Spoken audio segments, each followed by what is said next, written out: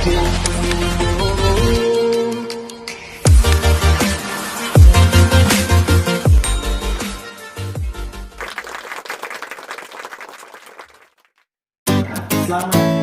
siang, kembali bersama saya Agung Surya Gumelar dalam acara Beyond Education Podcast. Podcast yang menemani Anda di hari-hari Anda, di setiap Anda beraktivitas dan di setiap Anda hidup di dunia ini. Lebay banget sih.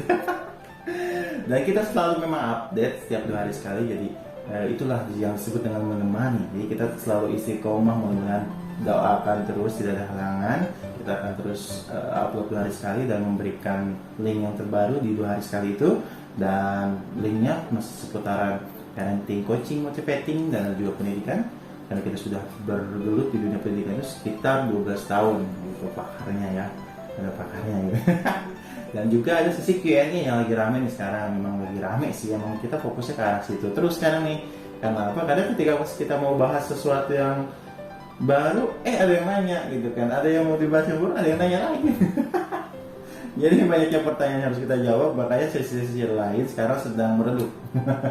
Namun di sesi Q&A ini macam-macam, ada parentingnya, ada motivatingnya, ada coaching. Jadi jangan heran cuma kalau melihat sesi Q&A ini, lihat saja judulnya apa, itu disesuaikan dengan kebutuhan teman-teman semuanya atau viewers di rumah. Karena jangan sangka bahwa sesi Q&A ini membosankan, enggak. Sebenarnya sesi Q&A ini tetap membahas tentang parenting, coaching, motivating juga, tapi hanya di YouTube-nya itu sesi Q&A aja gitu seperti itu. Jadi jangan lupa nyalakan terus notifikasinya, langsung tonton ketika ada video yang baru. Baik, dan yang lupa itu di Spotify udah ada sekarang kita ya, di Spotify, di RCTI Plus baru akan launching minggu depan karena kita ada perubahan platform, dan beberapa kanal semua sudah ada. Silahkan langsung Beyond Education aja di searching ya, di Spotify bisa, Overcast, Apple Podcast. Yang pakai iPhone silahkan langsung di searching saja, jangan kata kunci Beyond Education. Nah, di sini juga kita ada. Baik, pada siang hari ini bersama dengan Pak Doni. Halo teman-teman semuanya, gimana Gong? Musim hujan nih Pak. Musim hujan. Terus banyak banjir. Wajar ya. Yang aneh kalau musim kemarau tapi banjir gitu. Itu namanya mampet Pak. Soalnya kayak mampet dong itu. Pak, baik Pak. Pada hari ini ada yang siang hari ini yang nanya lagi nih Pak. Apa nih? Sesi Q&A lagi. Okay. Sebenarnya pertanyaan banyak banget nih Pak. Kita bahas terus ya Pak ya. Dari serinya. Ini siapa lagi Pak Ron? Tapi Agung sempat sih berkenalan dengan beberapa orang yang di Beyond Education Podcast dan di email juga, dan alhamdulillah dia selalu menonton. Alhamdulillah. Dan ketika ditanya kenapa ingin bertanya, karena tertarik aja gitu. Nah, itu yang kita senangkan. Iya. Apa yang kita lakukan ini bermanfaat buat masyarakat. Ya, mudah-mudahan selalu bermanfaat ya Pak ya. Iya. Oke, baik. Ini dari Pak Roni Pak. Gimana? Sebenarnya sih bukan ini Roni aja sih. Tapi kayaknya sih Bapak enggak sih. Kayaknya ini pelajar sih Pak Roni. Pelajar ya. Pelajar, dia nanya langsung nih sebagai seorang pelajar kali ya. Jadi ya pertanyaannya memang pertanyaan pelajar sih. Gimana caranya menjadi pelajar berprestasi dan berakhlak? Kayak ketawa sih sebenarnya. Pertanyaannya ya visi misi nih. Iya. Ya, ini bukan Bapak sebenarnya, kayak pelajar sih, kayak pelajar. Iya, masih usia pelajar ya. Iya. Roni. Oke. Bagaimana Pak menjadi pelajar berprestasi dan berakhlak? Ya. Jadi ini biasa ditanyakan ya, terutama oleh para pelajar. Nah, tetapi saya ingin membahas dulu nih di awal.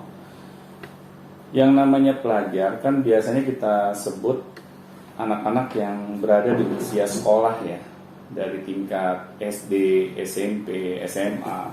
Ini yang kita sebut dengan pelajar. Nah, setelah anak itu menyelesaikan pendidikan di bangku sekolahnya, dia memasuki bangku kuliah, maka mereka kita sebut dengan mahasiswa. Jadi sudah melepaskan baju pelajar mereka.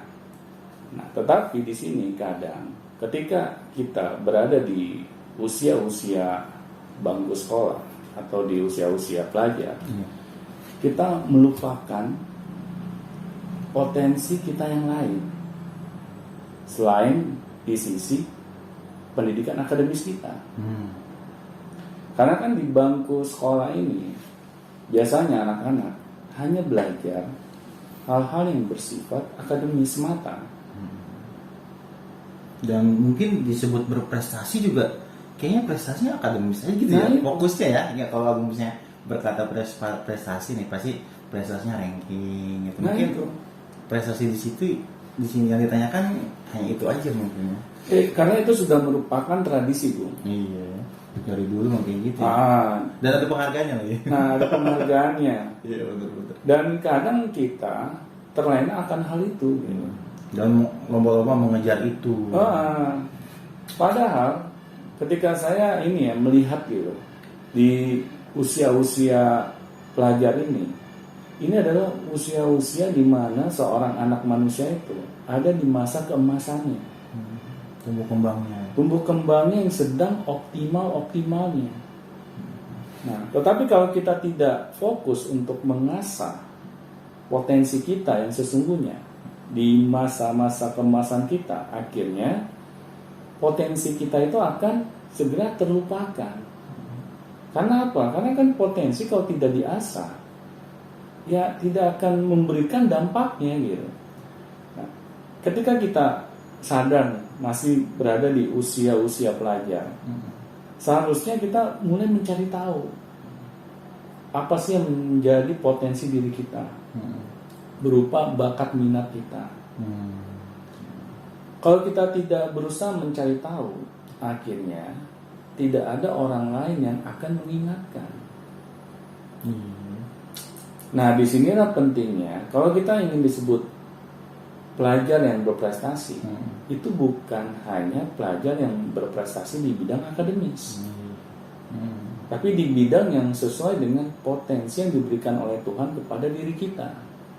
Tepatnya sih seperti itu ya Pak ya. Nah itu. Iya, karena kalau misalnya di akademis saja ya disebut berprestasi di akademis. Misalnya contoh dia itu adalah seorang yang pintar semua pelajaran. Kan sedangkan akademis kita kan seperti itu ya. Benar. Jadi semua pelajaran pintar dia berprestasi itu mungkin yang sampai sekarang masih seperti itu. Iya. Jadi kita masih menggunakan tradisi lama. Gitu. Tradisi lama ya. Iya. Yang padahal kalau kita tidak segera sadari ya, kalau kita sudah lepas nih usia pelajar kita, memang dengan rapot atau ijazah yang kita miliki akan menjamin kesuksesan kita di masa depan. Masih banyak yang galau. Iya. Karena masih banyak hal yang lain gitu yang kita tidak sadar itu sangat penting kita harus pelajari. Nah, kayak saya contohnya, setelah saya lulus tingkat SMA, berarti kan saya harus masuk ke dunia perkuliahan. Ya. Dan saya saat itu tidak jelas saya mau kemana. Padahal udah belajar berapa tahun Pak? Iya. 3 tahun. Bayangin.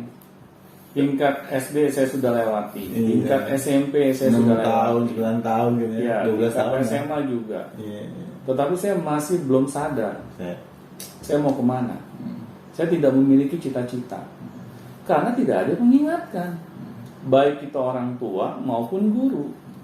Ya jadi wajar gitu kalau saya bingung. Ya saya tanyalah sama teman-teman saya yang sudah lulus duluan. Baiknya gue kuliah di mana ya, bayangkan. Sampai nggak tahu kita mau kemana gitu. Iya. Emang lu masih bingung dong? Iya, gue masih bingung.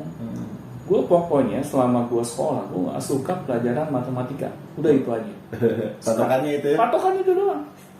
Nah sekarang kalau gue mau kuliah apa ya? Yang gak ada pelajaran matematikanya. Nah bayangin, kita menentukan masa depan kita dengan cara seperti itu. Jadi prestasinya di mana itu? Nah, kalau itu. seperti itu pelajar ya? Iya. Dan yang saya yakini bukan saya saja mengalami seperti itu. Gitu. Banyak semuanya. Rata-rata yang ranking 1 itu nggak menjamin dia itu berhasil. Ya ada.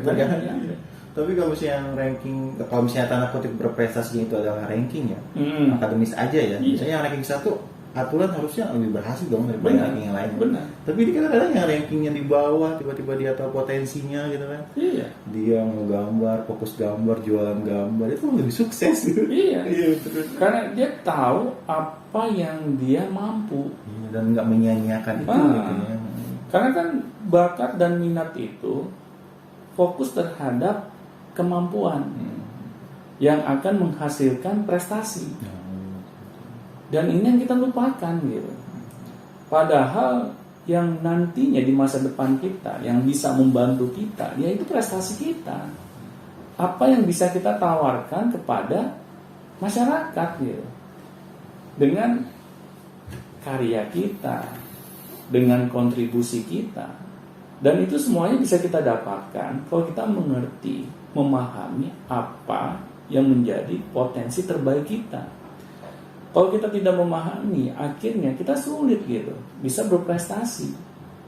Nah, jadi di sini, di usia-usia pelajar ini, kita harus segera merubah sudut pandang kita. Kalau yang selama ini kita hanya fokusnya ke sisi akademis, kita mulai ubah ke sisi yang dapat mengasah potensi yang sudah diberikan oleh Tuhan kepada diri kita.